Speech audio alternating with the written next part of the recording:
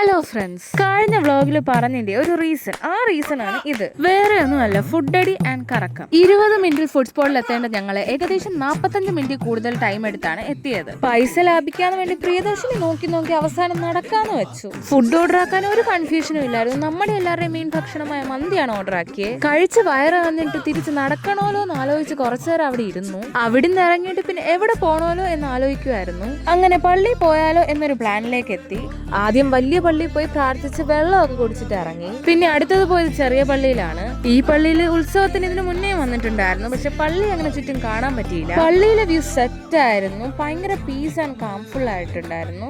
അങ്ങനെ അതൊക്കെ കണ്ട് വൈബ് അടിച്ച് കുറച്ചേരം നിന്നു. പിന്നെ കുറെ ഫോട്ടോസും ഒക്കെ എടുത്തു. ഒരു ഫ്ലോപ്പായ ഫിറ്റ് ചെക്കും ഒക്കെ കഴിഞ്ഞിട്ട് തിരിച്ച് ബസ് കയറാൻ പോയപ്പോ ഇനിയും ടൈം ഉണ്ടായിരുന്നു. സോ ഞങ്ങൾ നേരെ സ്റ്റുഡിയോയിൽ കയറി ഒരു ഡ്രസ്സൊക്കെ ട്രൈ ആക്കി. ബട്ട് ഒന്നും മേടിച്ചൊന്നുമില്ല.